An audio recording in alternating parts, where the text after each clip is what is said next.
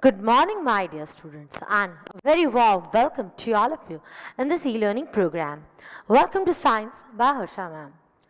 Friends, you already know that we are doing the revision session. And in this revision session, there are some of the lessons whose revision we have not done. So, we are now going to do the revision. For kind information, we have completed 5 chapters in line 1, 2, 3, 4, 5. Its revision as well as its exercise. Now, in our today's session, we are going to move further on the next chapter's revision, which is chapter number 6. I hope you remember the name of the lesson. Chapter number 6, which is combustion and flame.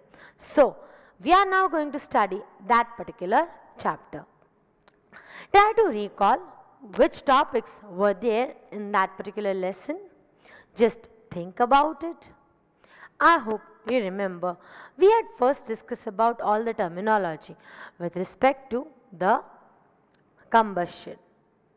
Then we discussed about the various fuels, then how about the various activities, that is how is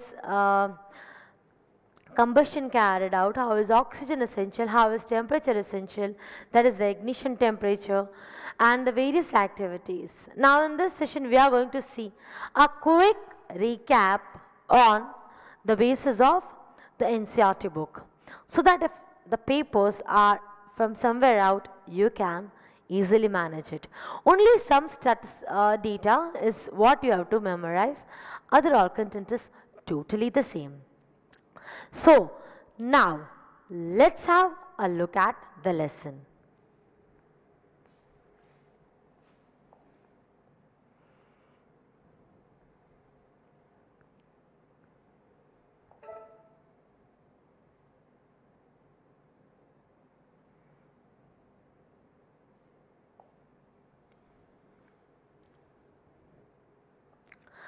This is the next particular lesson, which is combustion and flame.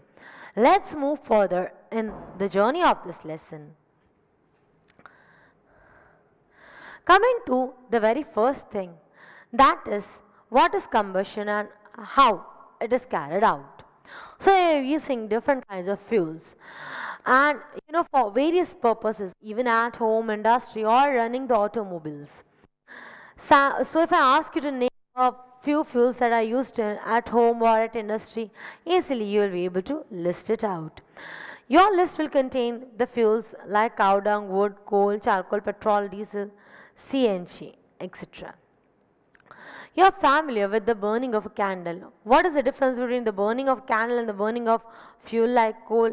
You already know the amount of energy that will be produced by both the things, that is the candle and the fuel or like coal. The amount of energy that is obtained will be different.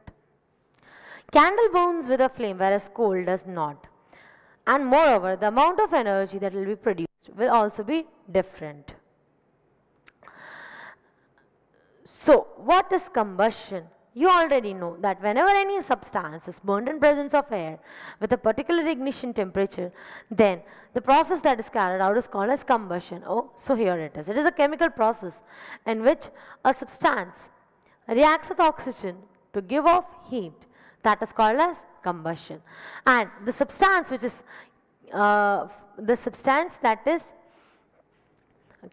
is getting combusted, that is called as combustible substance. It is also called as fuel, and it may be solid, liquid or gaseous. You have already studied about all the 3 types of fuels at the end of the lesson when we were doing chapter number 6. Sometimes light is also given off during combustion, either as a flame or as a glow. So you already know that when we were doing combustion at that time, we have already discussed that there are 2 types of combustion. Okay, one in which heat and light energy is produced, and another one in which heat and light energy is not produced. Try to recall, we have already done it. So next, coming to the next part, you are having an activity, but before you go for the activity, note down this quick recap points. Be quick.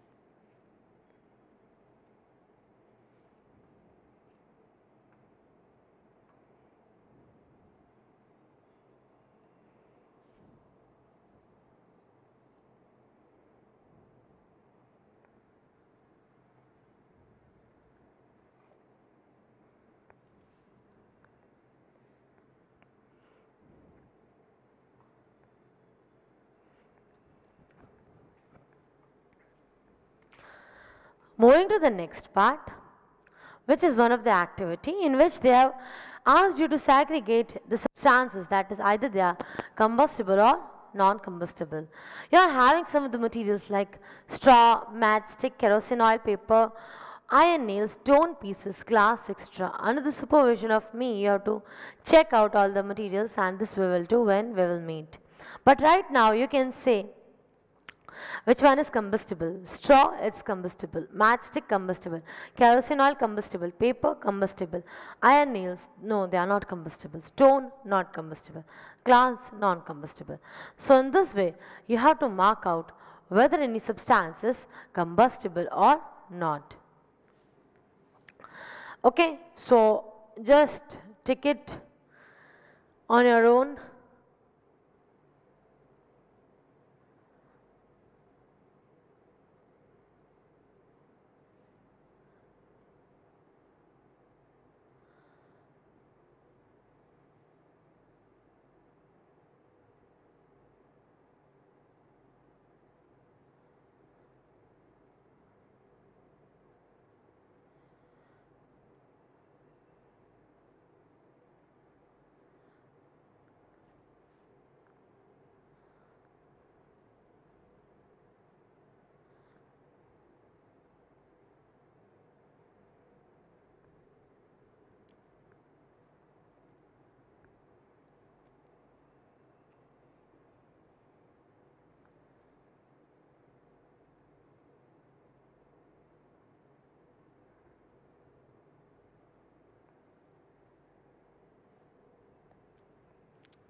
So, I hope you have done this.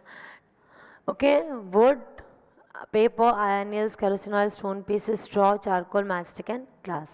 Which one is combustible and non-combustible? You just had to put the right. I hope you are clear with the content now. Let's move further on the next particular activity. Try to recall when we were doing the lesson at the time we had first discussed about three particular things which are necessary for combustion to carry it out. First one is the substance that is getting combusted.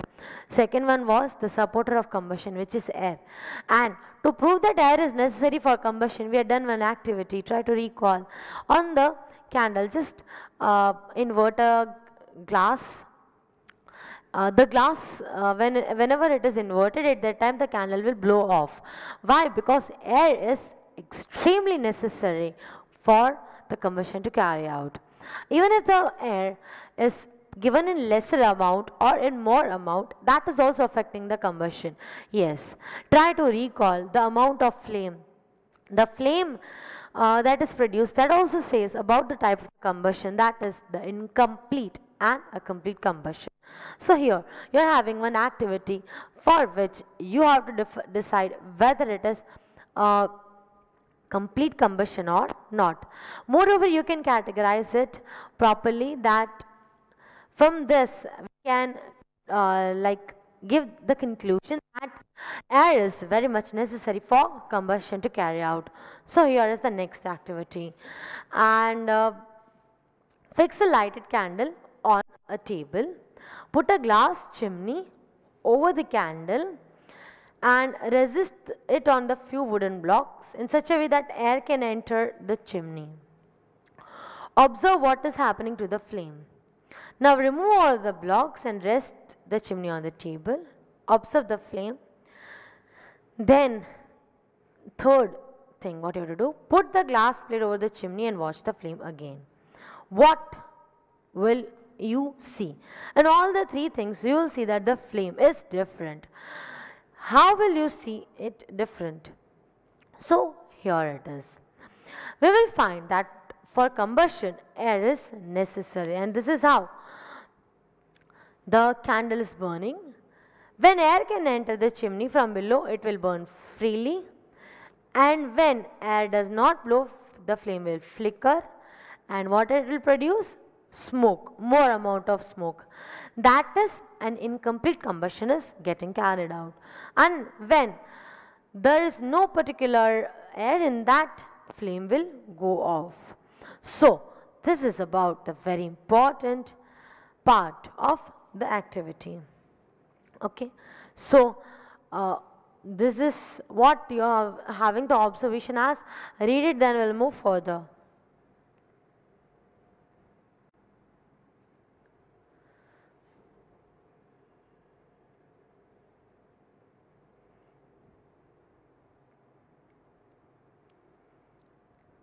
Just read it, nothing more.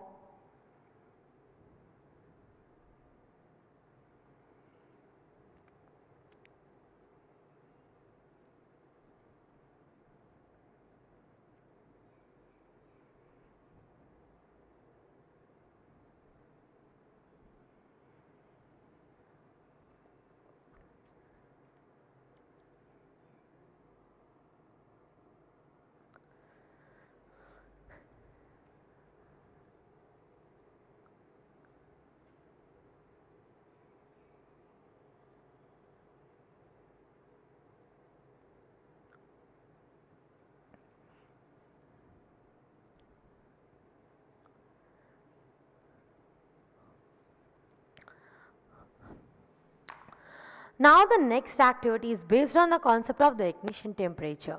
You already know that minimum amount of temperature is needed to be given to a substance so that it catches fire, and that minimum amount of temperature is called as its ignition temperature. Try to recall when we were doing the lesson.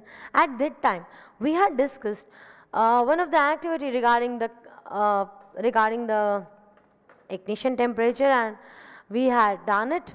Here it is, in this way it was.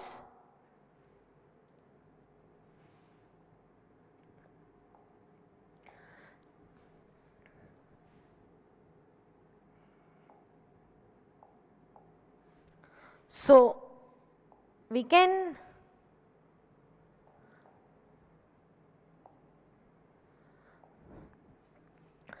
what we had done was like this.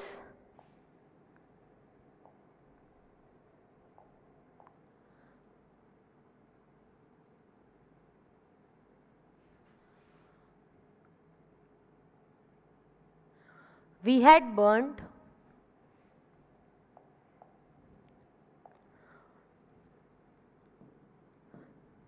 two candles and over it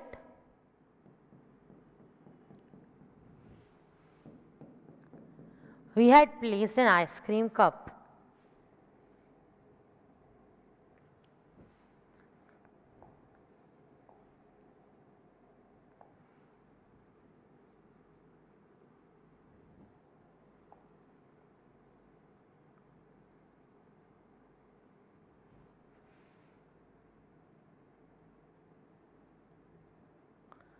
One with water and one was without water.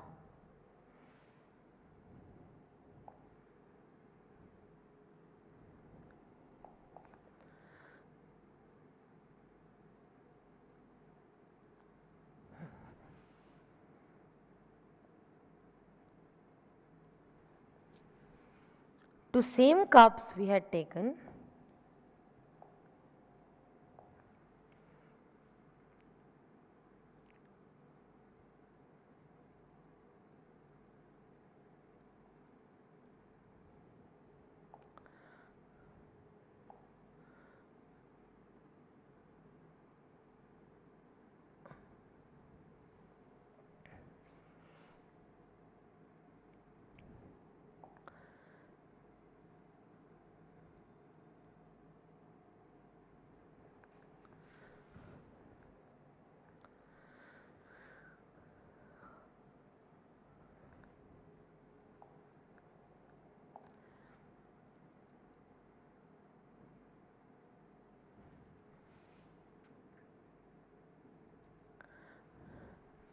This one is having water in it,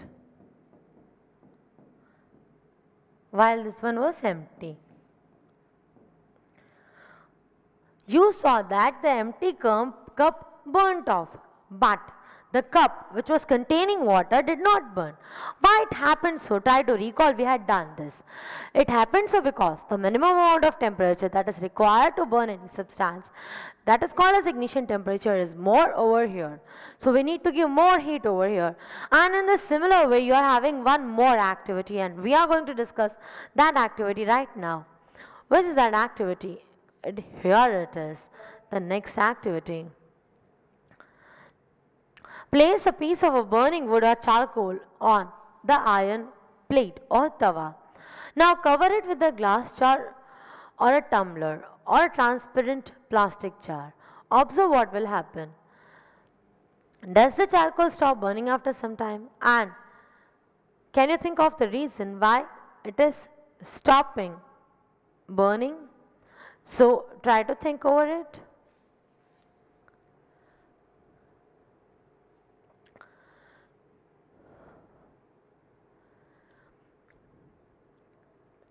Read it again and try to think over it.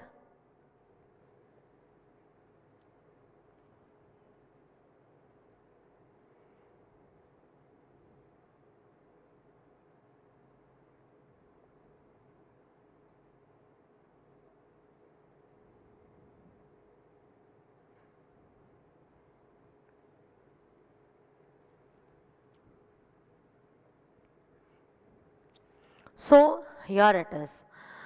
At different temperature, uh, the substance, depending on its ignition temperature, it will catch fire. So here it is.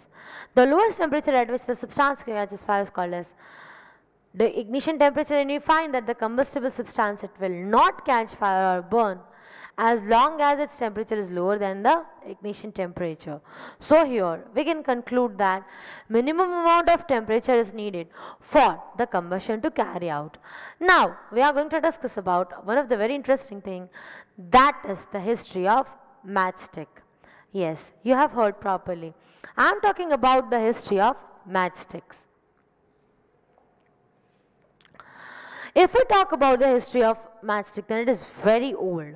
More than 5,000 years ago, small pieces of pine wood, they were dipped into the sulfur and they were used as matches in the Egypt. So just if we talk about the people of Egypt, that they were very smart right from the beginning. Like I want to tell you some of the important points regarding the people of Egypt. Even 5,000 years ago, these people were using some of the substances that are now used as nanoparticles. They used to do the eye makeup using the very fine nanoparticles. So their work is known right from the beginning. Very intelligent people. So what they did was, in order to create fire, they dipped the pieces of pine wood in sulfur and then they were using it. Modern safety matchbox, it was developed just 200 years ago. A mixture of antimony, you have to remember this name. Okay, and so only the slide is kept over here.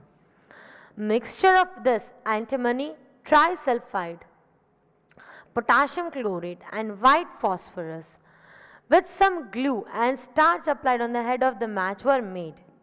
That was enough to burn the wood, and when they were striking, they got ignited.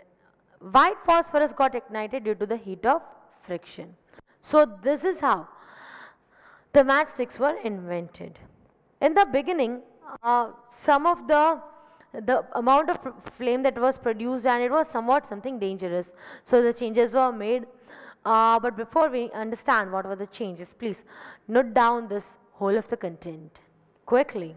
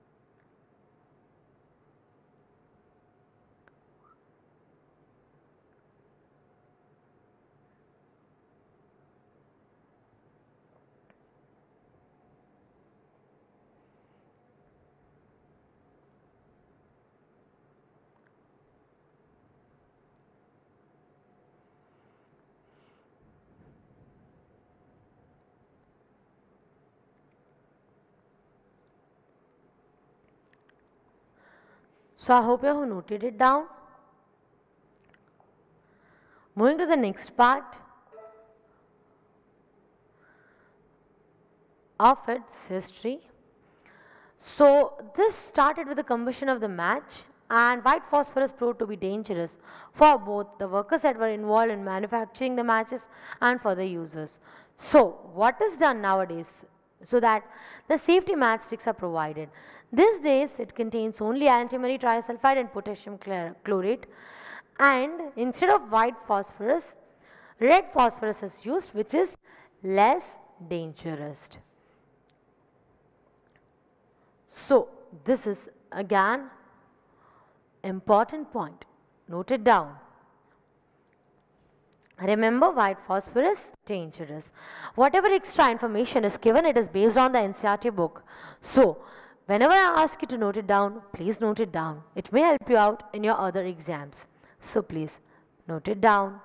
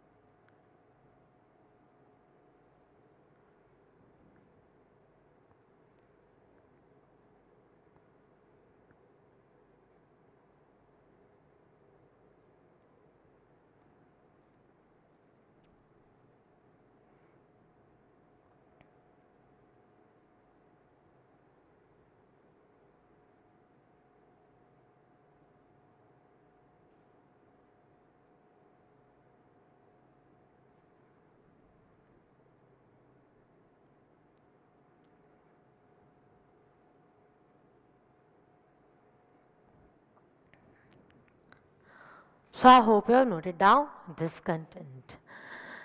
So what is actually happening when we are changing the white phosphorus? This is what is happening. When we are rubbing the matchstick against the surface, red phosphorus, it gets converted into white phosphorus, so it will react with the potassium chlorate, and it is enough to ignite antimony trisulfide and it will start the combustion. So this is the whole of the chain over here. What is the chain over here? The chain over here is like this. We are having the red phosphorus.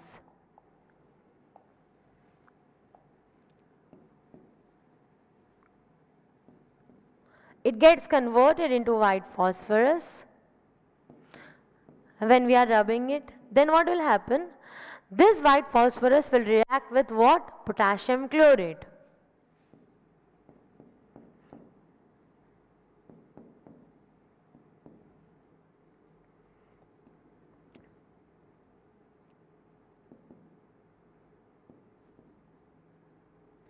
When these two will react, what will happen? They will give heat to antimony trisulfide. So from here, the heat is given to antimony trisulfide. And once the heat is given, what will happen? Combustion starts.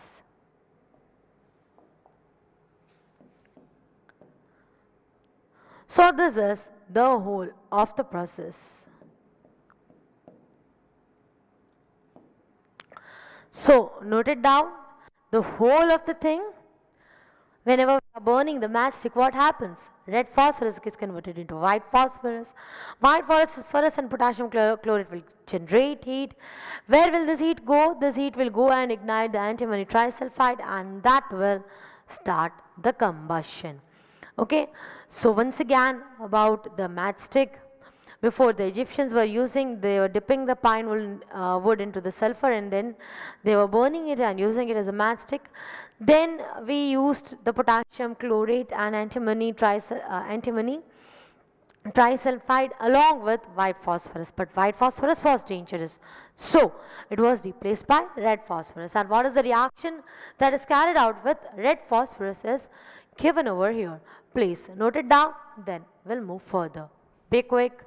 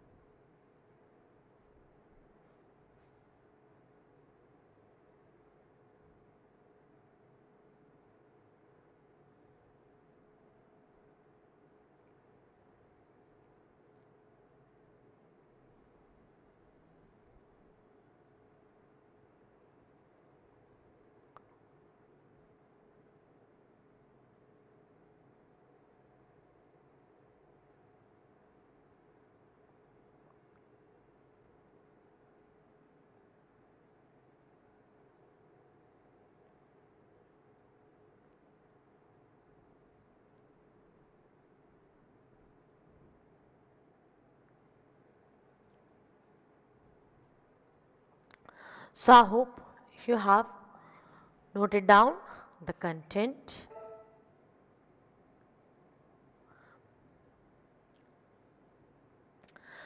Now let's move further. We have already discussed about few important parameters, like how the three things are very much essential. First of all, any of the substance, in order to catch fire, we need three things compulsory.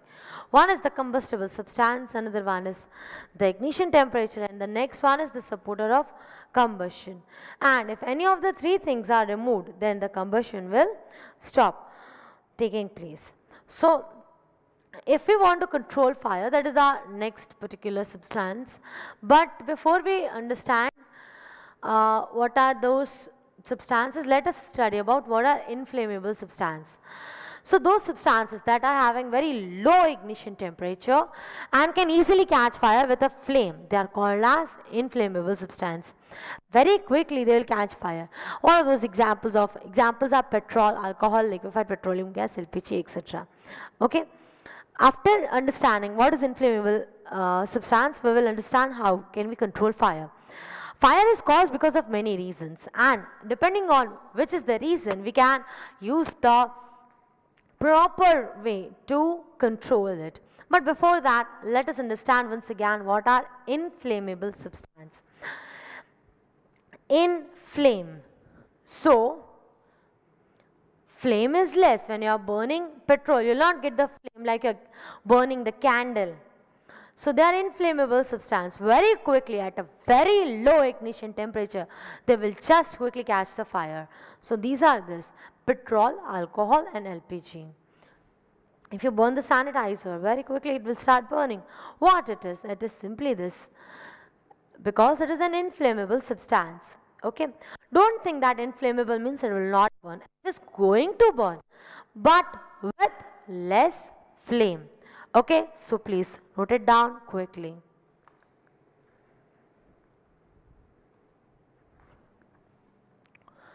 Quickly note it.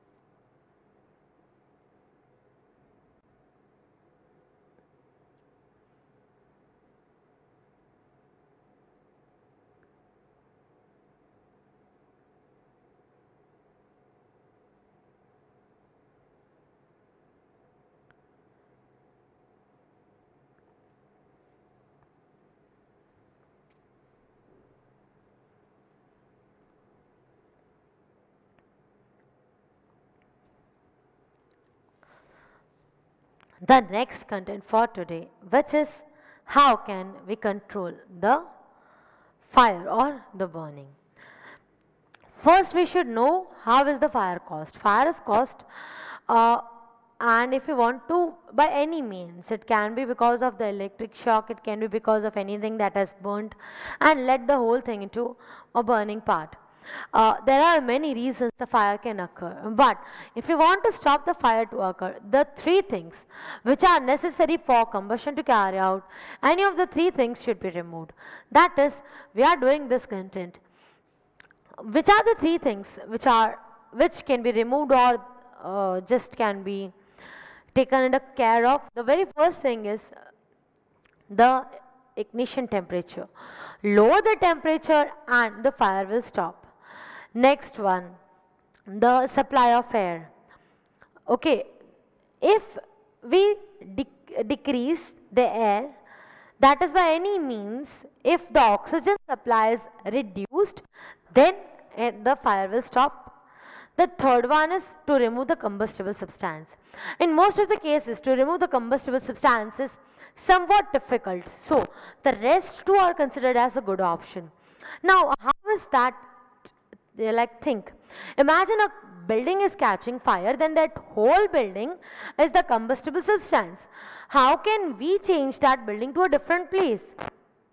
Okay, we are not going to take it like normal thing and we'll put it in the water. No, that's not possible. So for this kind of impossible things, we are having just two options with us. The first one is to reduce the ignition temperature. Second one is to uh, uh, to stop the supply of carbon dioxide, oxygen by using carbon dioxide or any other means. So this is how we can control the fire. When a fire brigade arrives, what does it do? It will pour water on the fire. You already know, whenever fire brigade is called, water will cool down the combustible material so the temperature is brought below its ignition temperature and it will prevent the fire from spreading. Water vapor will also surround the combustible material and ultimately they will cut off the supply of air. So this is how the fire gets extinguished. So these are the important points. That is how the fire can be stopped, and this is how the fire brigade is in action. It will lower down the ignition temperature and ultimately it will help out. Now, so you are knowing that there are three things for the fire to carry out. Which are the three things? The things are this: fuel, air and heat.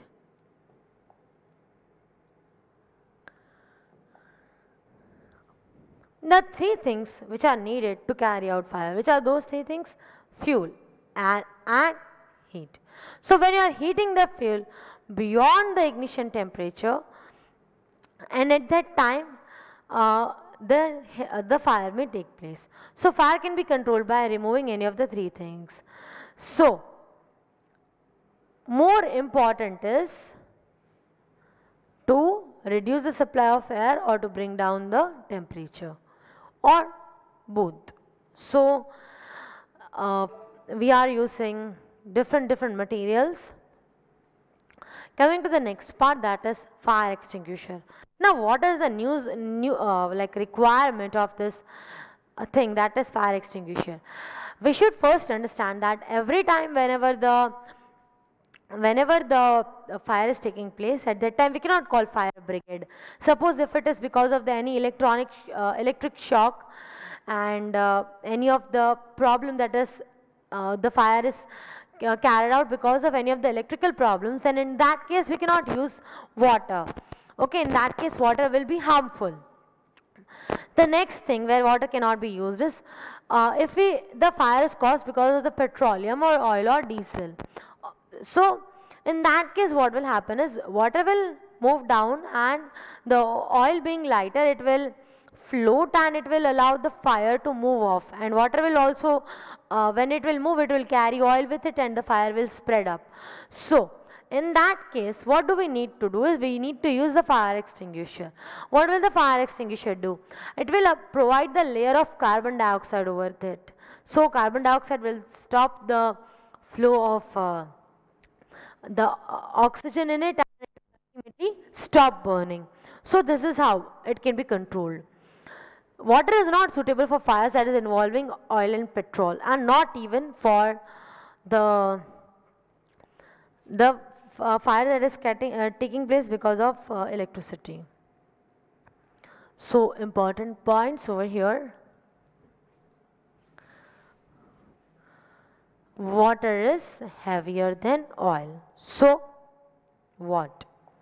So it will sink below the oil and oil will keep on burning at the top. So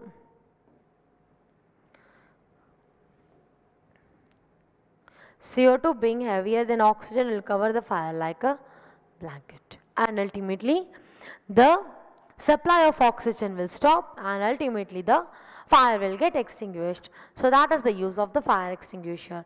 Please note it down quick.